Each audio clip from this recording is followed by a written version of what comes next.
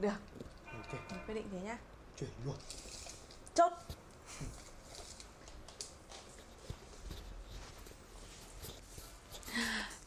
Chuyện là chúng mình vừa có một quyết định khá là dở hơi.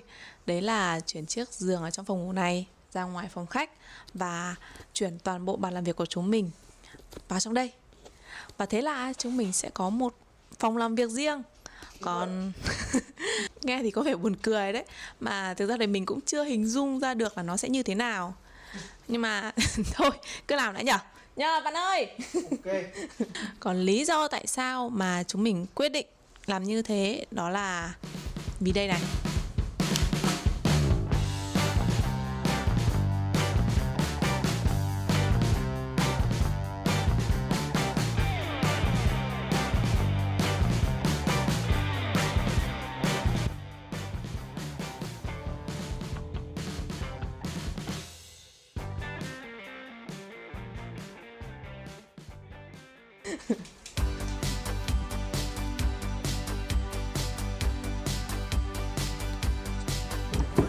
Đầu tiên thì chúng mình sẽ phải chuyển bàn làm việc và chiếc sập gỗ này ra ngoài. Còn giường thì sẽ được kê vào đây. Những đồ này đều được bọn mình mua từ ngày mình mới chuyển về và chúng vẫn giữ nguyên vị trí từ lúc đó đến bây giờ. Nói kê giường ra ngoài phòng khách nghe thấy hơi lạ, chứ trước đây khi mình còn ở trọ ấy, thì giường, tủ, bàn làm việc hay là bếp ăn, mọi thứ đều nhỏ gọn trong cùng một không gian thôi, nên mình vẫn thấy mọi thứ ok.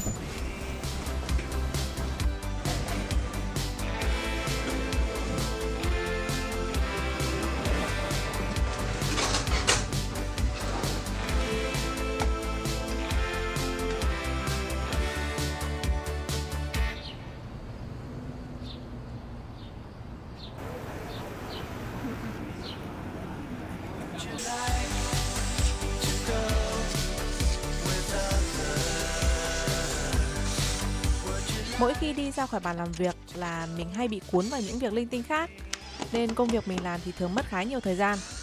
Đôi khi thì công việc của mình không thể hoàn thành trong một ngày được, mà phải kéo dài vài ngày liên tục. Nên để tránh xáo trộn trong lúc làm việc thì một không gian tách biệt sẽ là một giải pháp hợp lý nhất. Nghĩ đi nghĩ lại thì mình vẫn thấy là phải cần có một phòng làm việc riêng.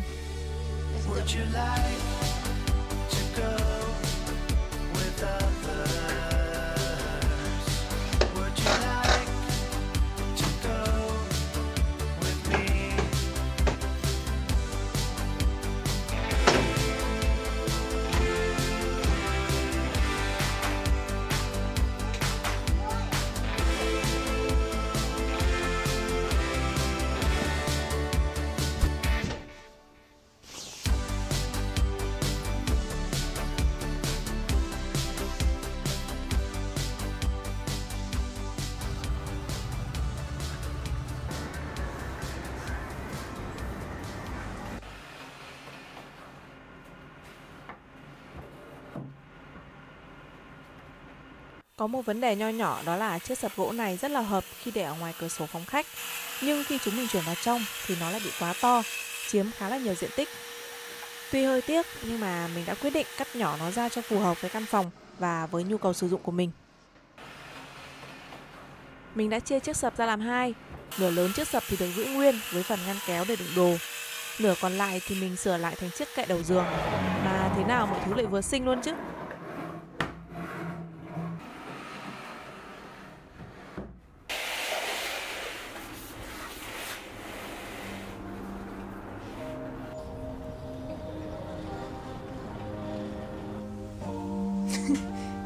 Tác phẩm một con gái, không biết vẽ cái gì luôn. Đâu mà tác phẩm con gái chịu luôn đấy. Ủa? Chỉ à? Cầm bút chì vẽ sao ấy. Thôi. Nói thật, mình còn không biết xíu vẽ lên đây từ lúc nào. Thi thoảng thấy nàng ta lúi húi ở góc nhà, tưởng chơi trốn tìm. Ai ngờ biết tạo thêm công việc cho bố mẹ ghê ấy. Báo hại bố mẹ phải sơn lại cả mảng tường.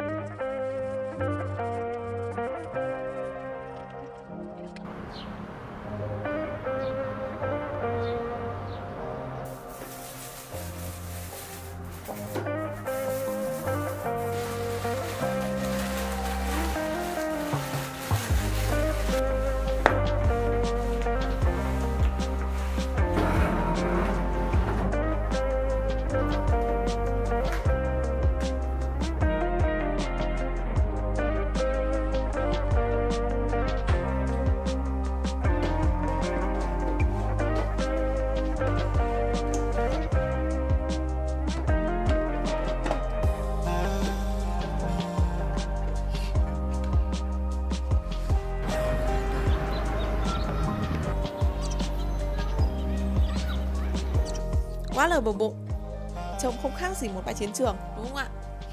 Nhưng mà hiện tại thì chúng mình cũng đã hoàn thiện được hơn một nửa khối lượng công việc rồi. Bây giờ chỉ có là chuyển chiếc bàn này vào trong phòng và tiến hành set up một không gian làm việc ở trong đó. Bắt đầu thôi nào.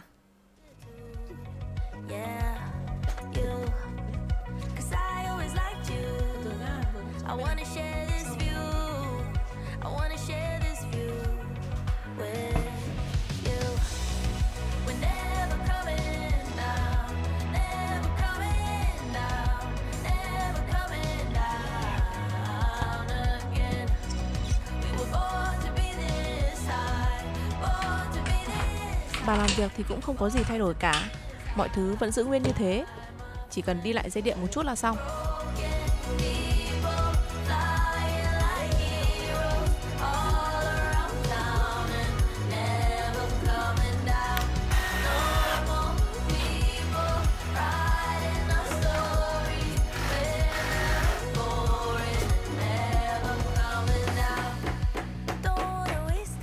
Chiếc tủ quần áo này bây giờ thì mình sẽ dọn hết đi, chỉ để đồ liên quan đến công việc thôi. Khoang này hơi rộng nên mình sẽ chia nhỏ ra thành 3 ngăn. Một ngăn để chân đèn, một ngăn đựng tủ máy ảnh và bên trên mình sẽ để máy in. Mình sẽ để tất tần tật mọi thiết bị liên quan đến công việc vào trong phòng, để mỗi khi làm việc thì sẽ nhanh và tiện hơn.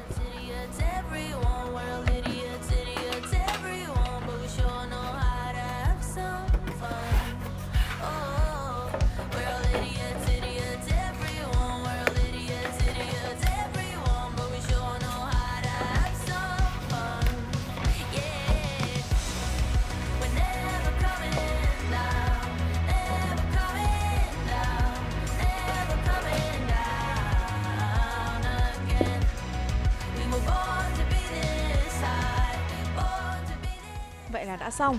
Có phòng làm việc riêng thế này thì mỗi khi cần tập trung mình sẽ không bị phân tâm bởi những thứ bên ngoài nữa, và công việc chắc chắn sẽ hiệu quả hơn rồi.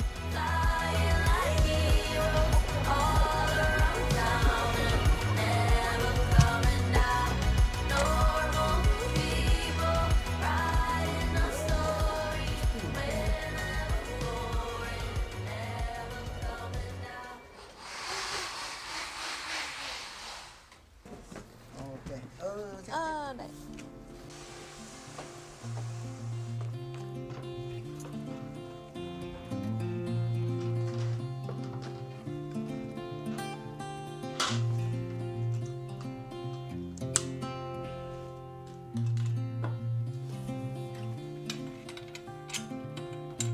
Đây là chiếc tivi khung tranh Kuka. Sau một thời gian đắn đo thì chúng mình cũng đã quyết định rước ngay em nó về. Đầu tiên, ý định của mình là đặt ở phòng làm việc để phục vụ công việc cũng như là nhu cầu giải trí. Cơ mà thấy em nó hợp với bức tường này quá nên là mình để ở đây luôn. Chiếc tivi thực sự giống như một bức tranh. Thiết kế tối giản với khung viền siêu mỏng lại được đặt trên một chiếc chân đế khá xinh, nên việc di chuyển em nó rất dễ dàng. Cảm giác đặt vào đâu cũng hợp ấy. Vì đây là tivi khung tranh nên ngoài việc sử dụng nhu cầu giải trí thì mình còn có thể sử dụng nó như một bức tranh để trang trí cho không gian ở trong nhà. Khi không dùng, mình có thể chuyển sang chế độ phòng triển lãm. Và tada! Không gian phòng khách nhà mình đã trở thành một phòng trưng bày nghệ thuật. Và các hình ảnh ở đây thì hoàn toàn miễn phí. Như hãng công bố thì TV có khá là nhiều công nghệ được tích hợp, như QLED cộng với màn hình có độ phân giải 4K cùng với công nghệ Mesh Screen sẽ giúp chống phản chiếu ánh sáng để hình ảnh không bị chói và rõ nét hơn. Ngoài ra thì âm thanh của TV cũng rất là sống động nhờ trang bị công nghệ Dolby Atmos giúp nâng cao trải nghiệm giải trí của người xem. TV còn được tích hợp Google Assistant, có thể điều khiển bằng giọng nói mà không cần remote. Hiện đang có rất nhiều ưu đãi đặc biệt khi mua TV khung tranh của Kuka. Còn thông tin chi tiết mình sẽ để ở bên dưới phần mô tả cho mọi người tiện theo dõi nha. Cảm ơn Kuka đã đồng hành cùng mình trong video này.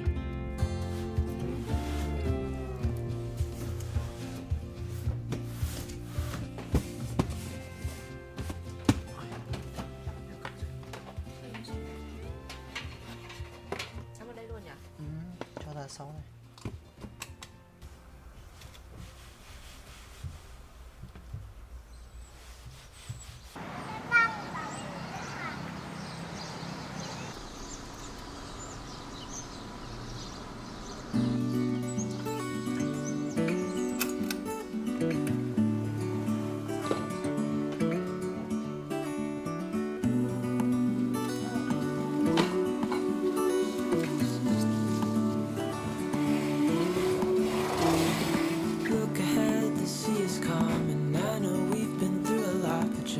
wait. Wait for better days to come and carry us like wind in our sails. Hold on tight. I can smell the shore, it's right in front of us if we just hold on tight. This vision that I saw is getting closer every dawn. We are dreamers of the shore.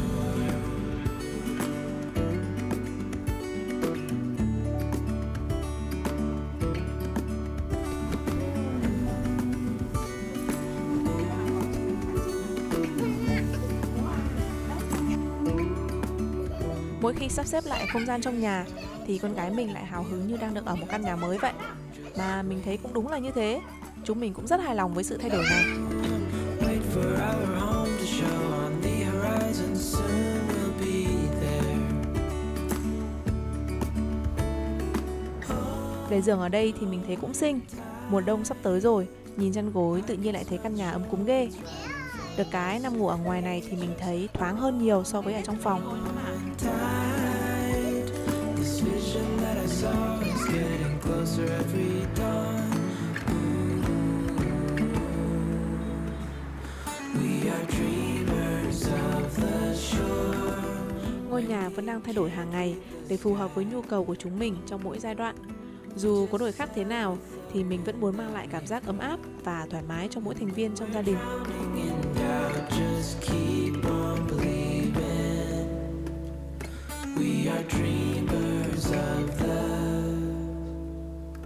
shore.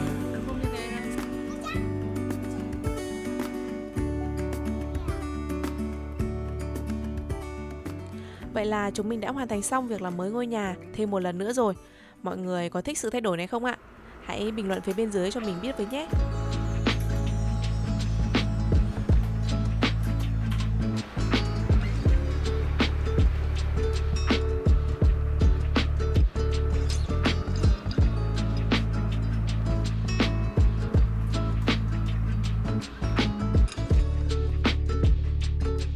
Vẫn còn một vài thứ nữa mà mình muốn làm, nhưng video cũng đã dài rồi nên hẹn mọi người ở phần sau nha. Và nếu các bạn thấy video này của mình hữu ích thì đừng quên ấn nút like và theo dõi kênh để ủng hộ mình nha. Hẹn gặp lại các bạn ở những phần sau. Bye!